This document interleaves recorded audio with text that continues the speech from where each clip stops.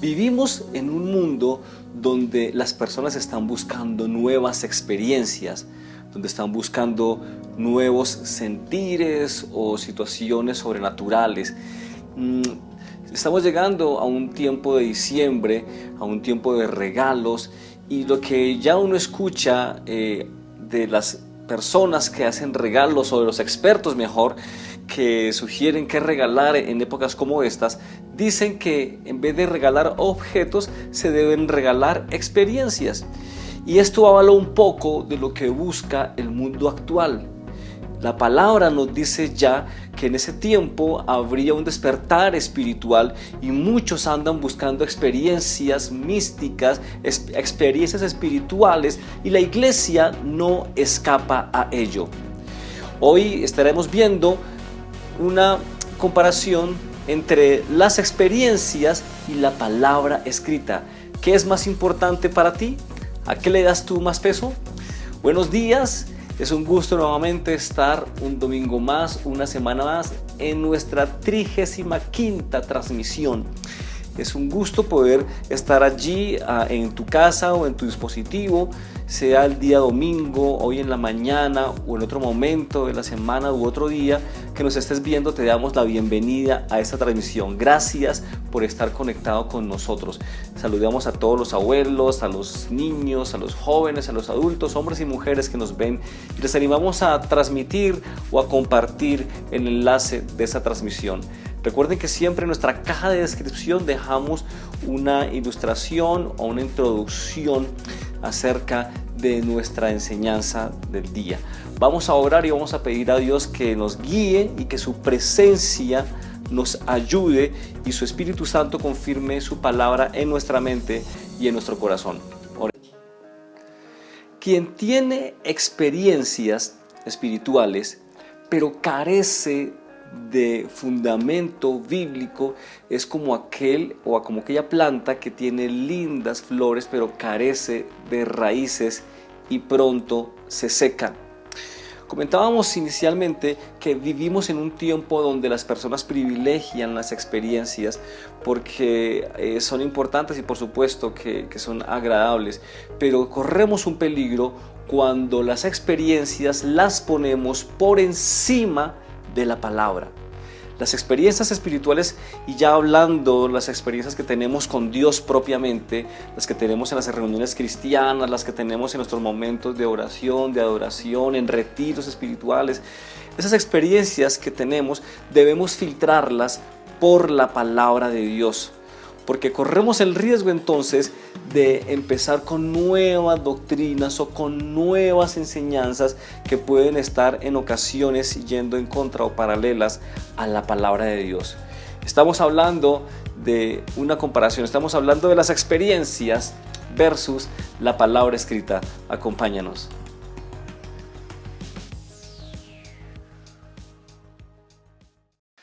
En cierta ocasión escuché, y viendo algunos documentales, esos que aparecen por History Channel y canales como estos, de cómo los romanos hicieron caminos para unir su imperio, cosa que, entre otras, facilitó que la palabra de Dios fuese esparcida. Lo interesante de estas vías, que les llaman la Vía Apia, es que eran con tan buen cimiento que aún hoy en día persisten y subsisten carreteras de estas, donde cabían legiones o donde cabían los batallones, los soldados, las filas romanas. Es impresionante cómo el fundamento que pusieron los constructores de esas carreteras fue tan bueno que aún hoy en día esas carreteras existen. Similar a lo que puede pasar hoy, ¿no? Que hacen carreteras y a los meses, por no decir menos, ya empiezan a presentar fallas, algunas de ellas. Pues bueno, ¿por qué la carretera o por qué esos caminos romanos logran mantenerse hasta hoy? La razón es porque tenían buen fundamento. Mi amigo, mi hermano, cuando tú tienes fundamento en la palabra de Dios, cuando tú tienes fundamento bíblico sólido, es más fácil que permanezcas o tiendas a permanecer más aún en las dificultades. A esto se refirió el Señor también cuando habló de la parábola del sembrador. ¿Recuerdan ustedes que la palabra cayó en diferentes partes, en diferentes terrenos?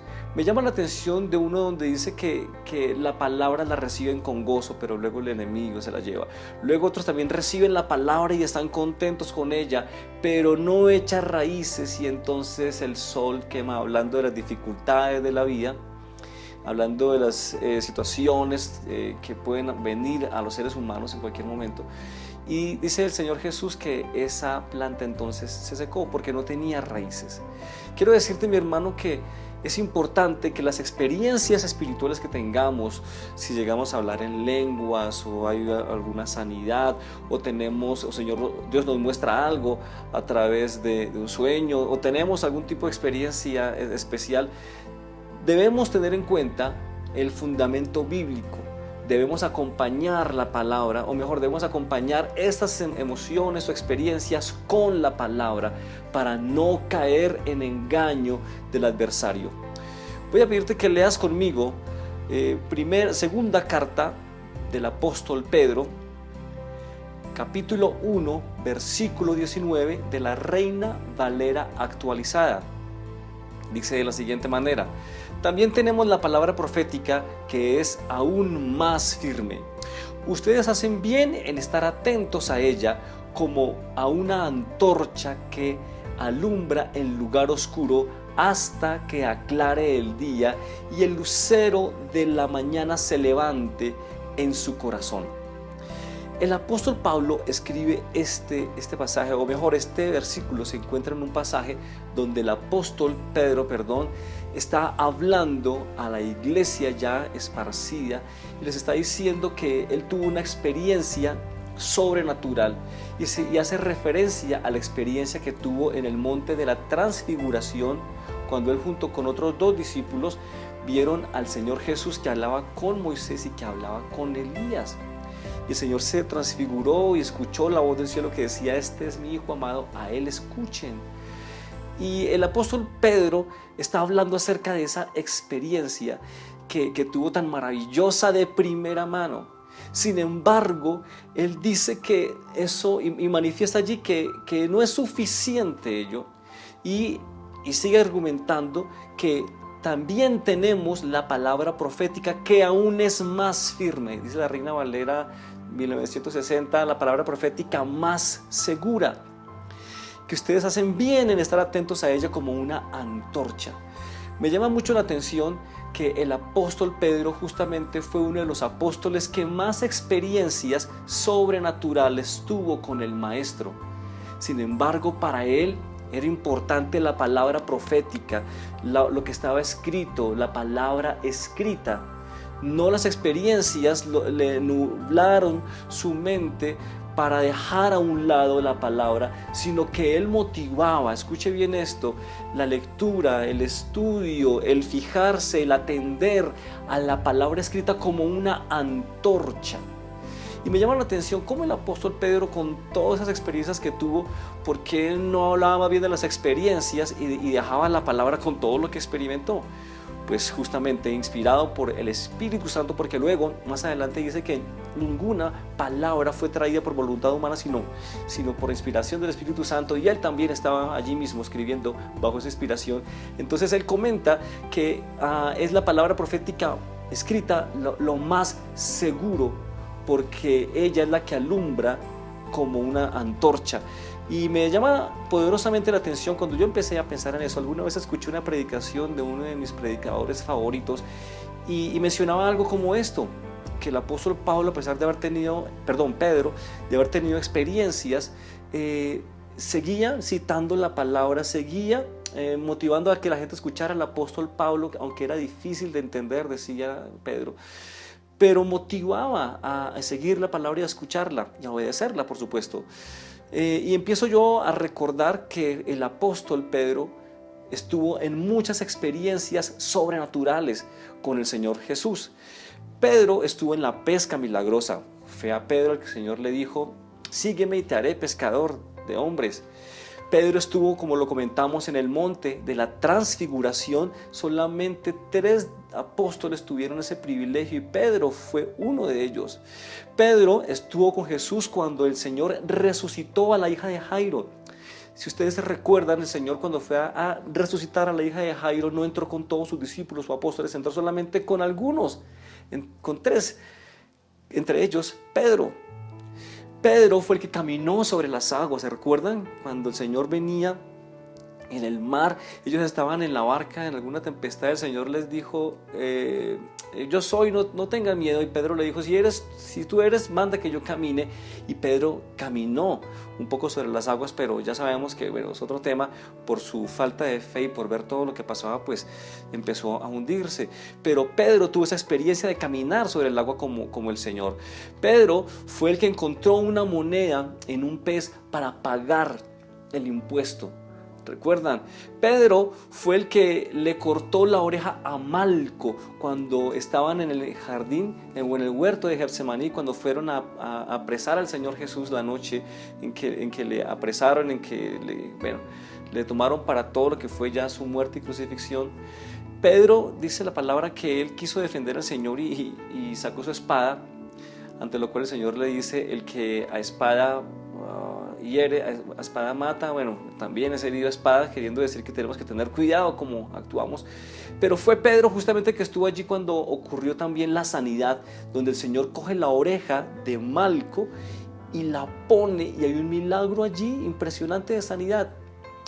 Pedro estuvo y en muchos más eventos donde se narra que los discípulos estuvieron con Jesucristo, como cuando hubo la tempestad en el mar y el Señor se levantó y ordenó al viento y al mar que enmudecieran. O sea, Pedro estuvo en muchos eventos innumerables junto con los demás discípulos en que presenció cómo el Señor levantaba enfermos, liberaba endemoniados, multiplicaba los panes, y cómo con sabiduría enfrentaba a sus adversarios y cómo aún sabía lo que ellos pensaban.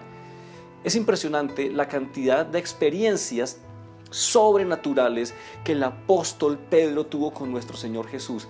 Sin embargo, cuando él escribe a la iglesia, no les dice, miren, yo tuve muchas experiencias, aquí lo que importa es lo que usted sienta, aquí lo que importa es lo que usted experimente. No, por supuesto el apóstol Pedro le da validez a esa experiencia como la de la transfiguración, pero luego dice, pero también tenemos la palabra profética más segura, que es más segura porque está escrita. Porque las experiencias pueden variar de acuerdo a nuestras personalidades, de acuerdo a nuestras historias de vida, de acuerdo a un trato o a un propósito específico de Dios para un momento dado. Pero la palabra escrita es la que debe ser estudiada y la que debe ser obedecida. En el punto anterior vimos a Pedro, el apóstol de las experiencias, cómo motivaba a la iglesia, sí, a reconocer esa experiencia como válida, pero a fijarse más en la palabra profética más segura, que es la que está escrita. Pero no lo hizo solamente Pedro. En este segundo punto vamos a ver al mismo Señor Jesús que privilegia más la palabra por sobre las experiencias. Y deseo aclarar, no es que no sea importante tener experiencias, claro que es importante tener las experiencias con el Señor, experiencias donde podamos sentir su presencia, donde hayan sanidades, donde hayan bautismo del Espíritu Santo, donde podamos hablar en lenguas, donde podamos, como dice la palabra del Antiguo Testamento, soñar o tener sueños o visiones. Es importante, pero lo que deseo y lo que debo llamar la atención de ti, mi amigo o amiga que me escuchas, ustedes que me escuchan, es que no podemos poner las experiencias y subordinar la palabra a ellas, sino al contrario. Me llama la atención que el Señor Jesús, cuando habla a través de esta parábola del rico y Lázaro, motiva a justamente fijarse y escuchar a Moisés y a los profetas, aún por encima de que alguien se levante de los muertos y hable de cosas que pasan en el mundo, no sé, sobrenatural. Voy a pedir que leamos juntos el Evangelio según San Lucas del capítulo 16, del versículo 27 al 31, de la palabra de Dios para todos. Y dice así: entonces el hombre rico dijo: Padre, te ruego que mandes a Lázaro a casa de mi papá. Dile que les advierta a mis 5 hermanos y así ellos no tengan que venir también a este lugar de sufrimiento. Pero Abraham dijo: ellos tienen los escritos de Moisés y de los profetas, que les presten atención y los obedezcan. El hombre rico dijo: no, padre Abraham, pero si alguien va desde donde están los muertos y les avisa, ellos cambiarán su manera de pensar y de vivir. Abraham dijo: si ellos no escuchan a Moisés y a los profetas, tampoco escucharán a alguien que regrese de entre los muertos. Este pasaje se encuentra en ese relato donde el Señor Jesús muestra que había un hombre muy rico y había un hombre muy pobre. Este pobre era llamado Lázaro. Es una coincidencia con el Lázaro que está muerto y el Señor levanta. Y entonces el relato narra acerca de cómo ellos mueren y el rico va a un lugar de sufrimiento y Lázaro va al seno de Abraham.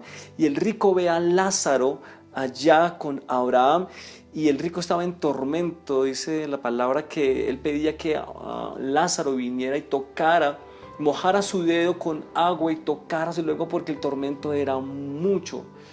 Y entonces el Señor en este relato Abraham le dice: no es posible pasar ni de aquí a allá ni de allá a acá.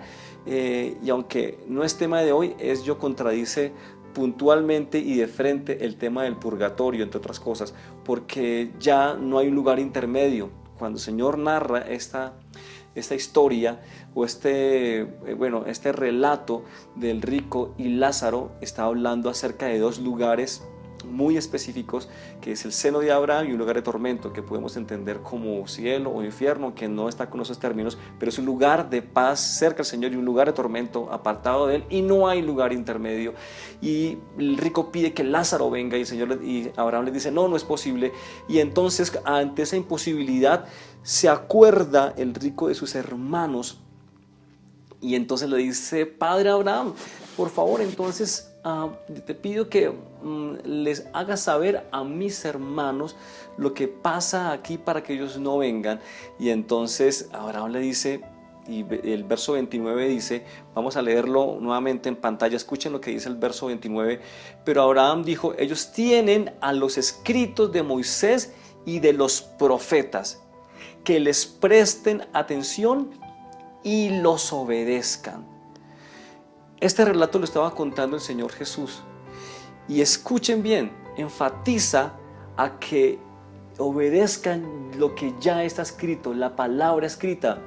Ante lo cual argumenta el rico una vez más y dice: no, padre, pero si alguno va de entre los muertos, entonces ellos le van a creer más. O sea, queriendo decir, no va a ser suficiente la palabra escrita. Escuche bien lo que está pasando acá. El rico está sugiriendo que la palabra escrita no va a ser suficiente, que es necesaria una experiencia del inframundo, una experiencia sobrenatural para que ellos crean que ese lugar existe.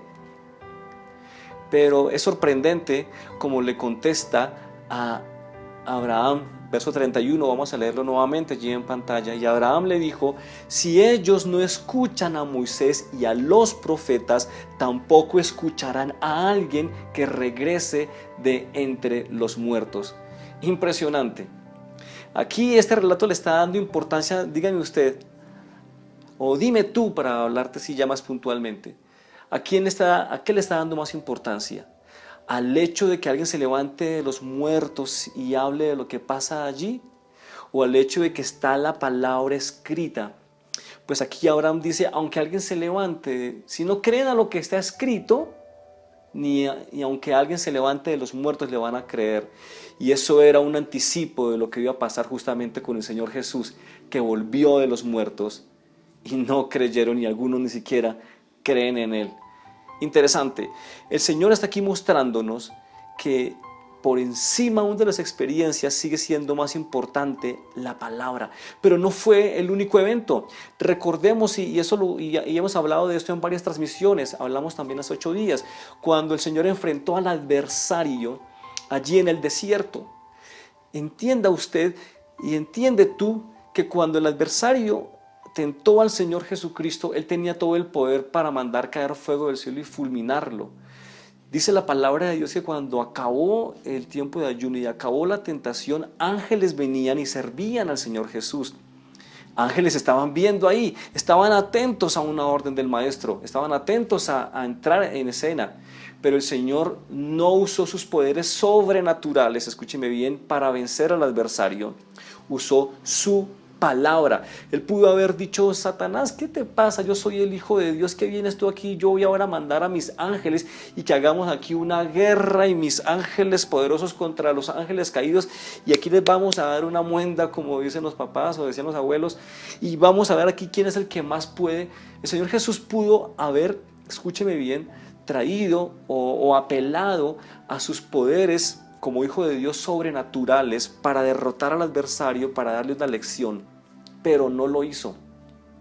Y encuentro yo que no lo hizo por dos razones. Uno, porque Él estaba venciendo como hombre, debía vencer como hombre para darnos ejemplo a ti y a mí. Si venciese como Dios, pues bueno, como Dios, ¿cómo no iba a ser relativamente fácil si es Dios? Pero Jesús venció como hombre y venció con la palabra. Y segundo, porque nos está mostrando que a través de la palabra es que se también contrarresta el engaño del adversario. Y el Señor Jesús, con la palabra, logró detener al adversario, logró que él se fuera, logró hacerlo huir, sin apelar a sus poderes sobrenaturales de Hijo de Dios.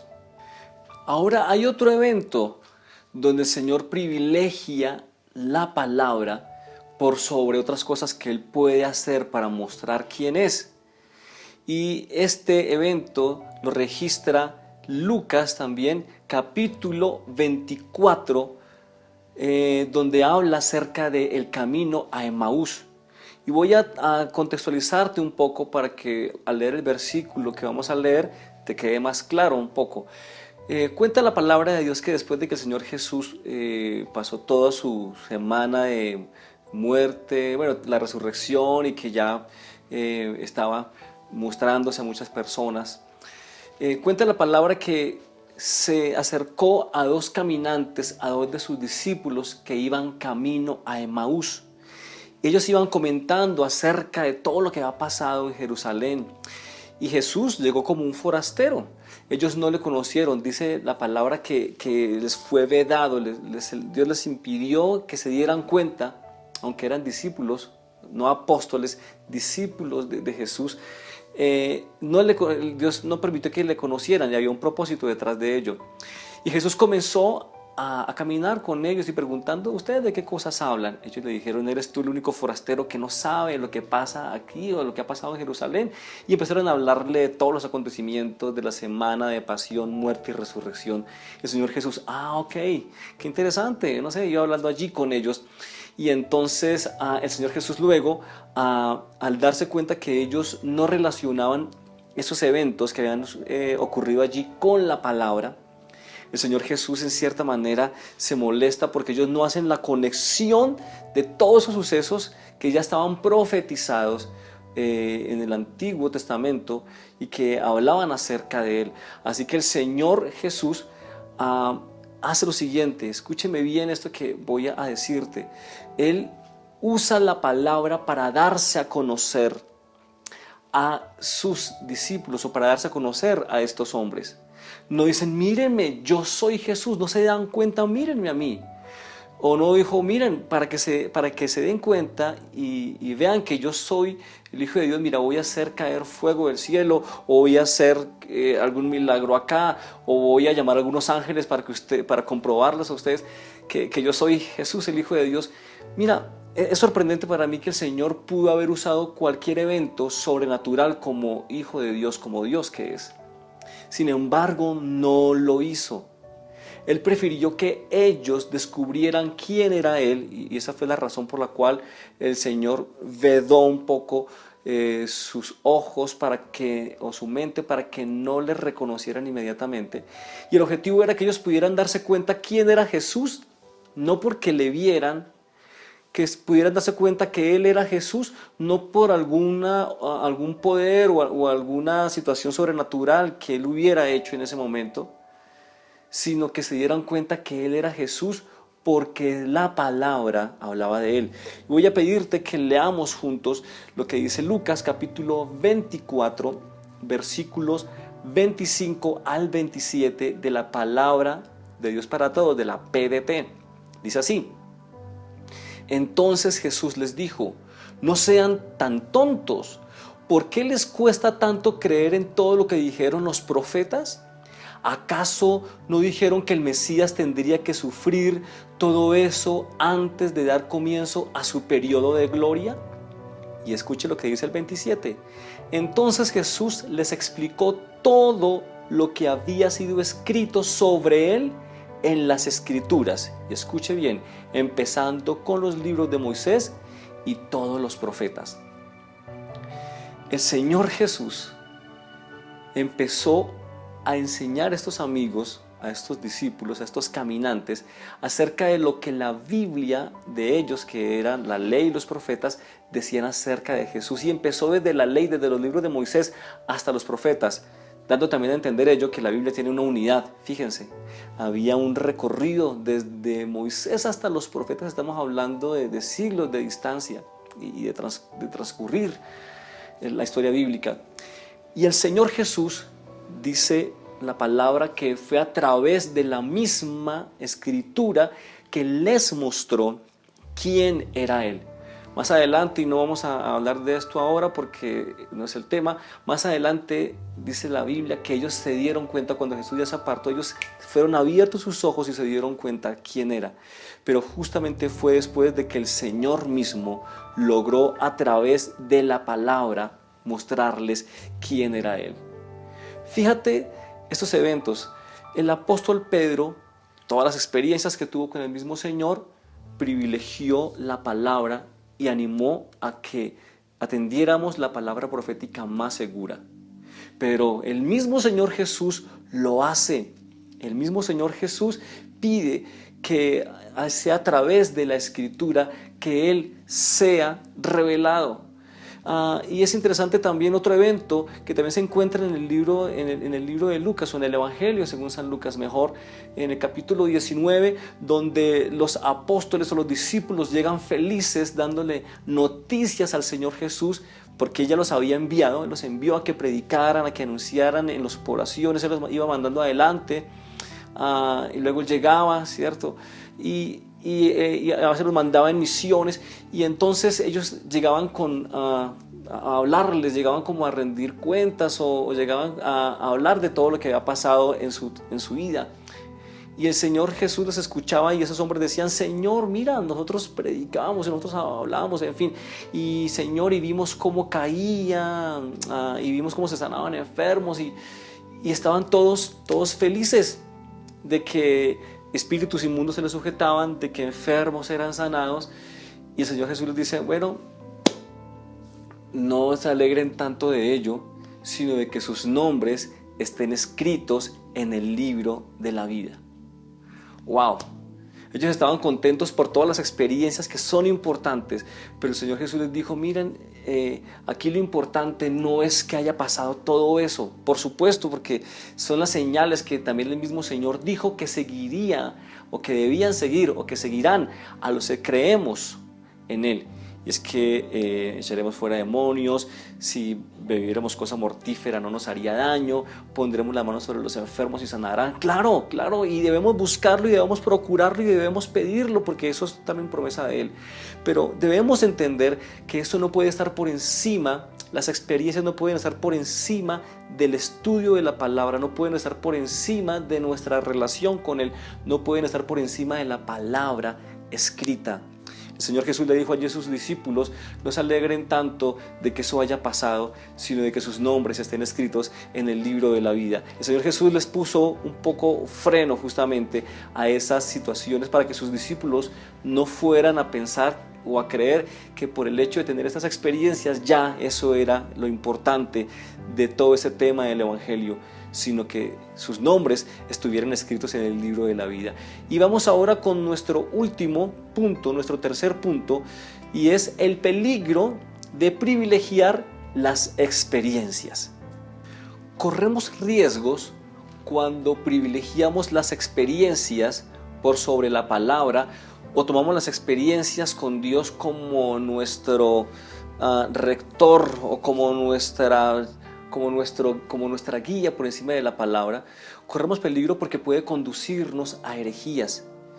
Déjame decirte lo siguiente: cada uno de nosotros somos diferentes, hemos tenido historias de vida diferentes, y Dios tiene para cada uno de nosotros un trato diferente, y lo que ha pasado conmigo de la manera como pasó conmigo, no necesariamente, puede que sí, puede que no, puede pasar contigo. Y es interesante verlo en la Biblia. El Señor sanó a más de un ciego, pero no lo sanó igual. El Señor levantó paralíticos, el Señor sanó enfermos, el Señor echó fuera demonios, liberó a muchos endemoniados, pero si algo vemos como patrón en las sanidades y milagros del Señor, es que no hubo patrón. Siempre fueron diferentes. Las experiencias con cada persona fueron diferentes porque eran de acuerdo a su persona, eran de acuerdo a su situación, a su historia de vida.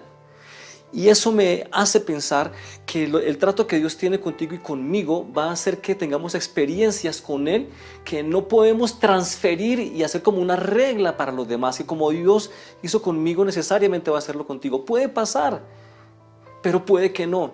Por eso la palabra profética más segura es la que está escrita, y por dejarse guiar por experiencias algunos han caído en herejías. Y puedo recordar ahora justamente esa secta que tal vez has escuchado, que se llaman los mormones, que se hacen llamar los santos de la Iglesia de Jesucristo, de los santos de los últimos días. Y esta secta, ¿cómo empieza? Justamente empieza con una experiencia. Cuenta, y no voy a entrar aquí en detalles, la historia que un hombre se encontró con unos escritos en cierto lugar, y que vino un ángel, que es el ángel Moroní, de ahí viene un poco lo del mormón, y este ángel Moroní le manifestó a este hombre que era de apellido Smith y le dijo: mira, aquí está escondido unos escritos antiguos para que tú los descubras y los reveles. En fin, no voy a entrar en detalles porque no es el tema de hoy, pero este hombre supuestamente encuentra unos escritos antiguos, y es el famoso libro del Mormón, que es la Biblia justamente de los mormones, de la Iglesia de Jesucristo, de los santos de los últimos días. Mucha gente piensa que ellos son una comunidad cristiana y que son también como nosotros, pero no, nada que ver. Ellos hasta tienen una Biblia diferente a la nuestra. He tenido la oportunidad de mirar el libro del Mormón y no hay ni un libro, siquiera uno, que tenga un nombre parecido a la Biblia que tenemos. Así que es algo totalmente desviado. Y supuestamente fue a través de una experiencia, y supuestamente fue un ángel que se presentó. Pero este hombre privilegió la experiencia por sobre la palabra escrita, y esto ha creado toda una secta que hoy conocemos como los mormones. Y así puede estar pasando con algunas experiencias que algunos tengan y que quieren de hacer de ellas doctrina y que quieren de hacer de ellas norma, y dejando la palabra de lado, y eso es riesgoso. Las experiencias son buenas, pero sobre ellas debe primar la palabra de Dios, y deben fundamentar las experiencias la palabra de Dios, porque así han nacido errores aún en las iglesias pentecostales o iglesias de sana doctrina. Si tú tienes una nueva revelación, si Dios te muestra algo en sueños, si tienes una experiencia sobrenatural, bien por ti. Yo deseo también tener esas experiencias, pero asegúrate, mi amigo, mi hermano, que tu experiencia tenga fundamento bíblico y no forzado. No sea que, engañado por tus emociones o por la superstición o por espíritus engañosos del adversario, estés cayendo en errores doctrinales o aún en herejías. Es bueno tener experiencias, pero cuando se trata de cosas espirituales y relacionadas con lo que sentimos acerca de cómo Dios nos habla y Dios nos muestra, debemos tener en cuenta que Dios ha dado su palabra, la cual es más segura y confiable que cualquier experiencia o testimonio humano. Quiero decirte que justamente el neopentecostalismo ha surgido de ello. Sabemos que la palabra es la máxima autoridad de revelación e iluminación de nuestra conducta, práctica, gobierno y disciplina. ¿Recuerdan cuando hablamos acerca de las 5 solas que sustentaron todo el movimiento de la Reforma Protestante? Una de ellas era solo escritura, y es justamente la Biblia la máxima autoridad que rige la conducta de la vida cristiana. Pero ¿qué ocurre? Que el neopentecostalismo admite junto con la Biblia nuevas experiencias y palabras de revelación y profecía, y ahí está el riesgo, porque se puede desviar. Alguien puede decir: Dios me dijo que hagas y que no hagas, y de pronto no fue el Señor.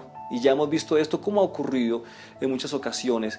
He escuchado testimonios de personas que alguien les dijo: mira, Dios me dijo que tú tenías que hacer esto, y Dios me dijo que tú me dieras esto, o que hicieras lo otro, o que esa mujer va a ser tu esposa, o que ese hombre va a ser tu esposo. Dios me dijo. Y a veces más guiado por las emociones que porque realmente haya fundamento bíblico. Y hay quienes creen a ese tipo de profecías dice la palabra que las profecías hay que comprobarlas, hay que ver si realmente tienen sustento, porque el espíritu del profeta está sujeto a los profetas, dice la palabra de Dios. Y tenemos ese riesgo ahora con toda la ola neopentecostal, que pone más énfasis en los dones espirituales que en el fruto del creyente. Escúchame, es más importante el fruto que los dones espirituales. Eso parece un poco contradictorio, pero es que hay algunos, y yo creo que has visto videos por YouTube, yo he visto algunos donde digo: Dios mío, ¿cómo algunos pueden hacer que ocurra esto, ¿no? En uno de ellos, por allá en África, había un pastor que se metía en una tinaja llena de agua, y el hombre pues como si, así con pantaloneta o en paños menores, como si estuviera en piscina, mejor dicho, y se metía allí, y luego el agua con la que él se había allí un poco pues bañado, por así decirlo, o sumergido mejor, luego esa agua se la daba a tomar a los feligreses para que se les pegara la unción. Hágame el favor, ¿cierto? Y entonces otro que con la chaqueta entonces le pego, y entonces la unción se le pegó porque le dio un chaquetazo, o con la palmada, la unción de la palmada, la unción del martillo, la unción del zapato, cualquier cantidad de cosas que son totalmente extra bíblicas, porque se está dando mucho énfasis a los dones y experiencias espirituales más que al fruto. Y termino ahora diciéndote, mi amigo, mi hermano, y dejándote un desafío: estudia la palabra de Dios, lee palabra de Dios. Te animo a que entres a un seminario bíblico a estudiar. Si tú deseas tener una vida bien fundamentada en el Señor, no es suficiente con solo experiencias. Por supuesto serán necesarias, claro que sí, pero si no hay fundamento firme, bíblico, tu vida cristiana va a ser pasajera y va a ser de emociones. Recuerda lo que el Señor dijo en la parábola del sembrador: hay quienes reciben la palabra, pero al no echar raíces, mueren. Tenemos un problema con la iglesia actual que está permeándose y buscando muchas experiencias, lo cual, repito y deseo ser claro, no está mal, pero debemos buscar la fundamentación bíblica. El Señor Jesús dijo que debíamos amar a Dios con nuestra mente, ¿cierto?, con nuestro corazón y con nuestras fuerzas. Debe haber un equilibrio, ¿cierto?, entre lo que sabemos, entre lo que sentimos y lo que hacemos. Lo que sentimos no puede estar por encima de lo que sabemos ni lo que hacemos. Lo que hacemos no puede estar por encima de lo que sentimos y sabemos. Y lo que sabemos, porque también hay personas que ya se han dedicado tanto a aprender y a estudiar la palabra de Dios que ya emocionalmente son casi parcos, no disfrutan la alabanza, no disfrutan, o sea, no derraman una lágrima en la presencia de Dios. Hay que tener el equilibrio. Dios desea que la amemos con la mente, con el corazón y con nuestras fuerzas.